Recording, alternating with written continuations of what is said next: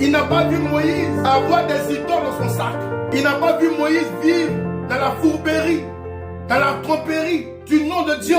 Il a vu Moïse vivre dans la consécration, sous la tente. Il était tout le temps dans la tente de Dieu, parlant avec Dieu.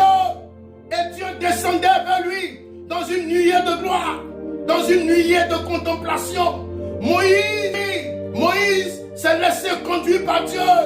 Et l'Esprit de Dieu s'est tellement manifesté sur Moïse que le zèle du service embrasait Moïse.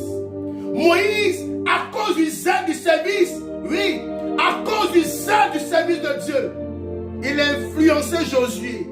Quand tu es zélé, tu influences les personnes autour de toi. C'est le signe. Quand tu es zélé, tu influences les personnes autour de toi. Non pas dans tes prédications uniquement, mais dans ton caractère. Dans ton caractère. Dans ton amour avec Dieu. Quand tu es zélé. Que ta vie soit zélée. Que ta vie soit, oui, assaisonnée de Dieu. Que ta vie soit, oui, percutée du zèle de l'évangile. Je disais tantôt que Josué, voyant l'amour que Moïse avait pour Dieu, il a été percuté par ça. Il a été percuté. Et il a vu que Moïse ne trichait pas avec Dieu. Moïse, quand il devait aller au combat et qu'il montait sur la montagne, Moïse, oui, montrait ses faiblesses à Dieu.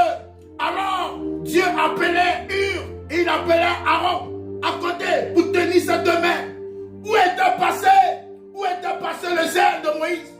Écoutez-moi, où était passé le zèle de Moïse? Le zèle de Moïse était là. Quand le zèle est sur toi, même quand tu es découragé, Dieu t'envoie des personnes pour te tenir la main.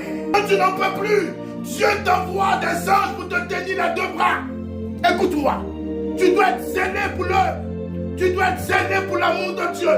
Tu dois être zélé pour la contemplation du Seigneur. Tu dois être zélé. Être zélé au service de Dieu va te sécuriser doublement. Je répète, je ne suis pas sûr de terminer mon message, mais on va y aller, parce que nous sommes dans l'esprit. Être zélé, c'est 3 murailles de feu. Je répète, et je pèse mes mots. Quand tu es zélé, c'est 3 murailles de feu de protection que tu établis autour de ta famille.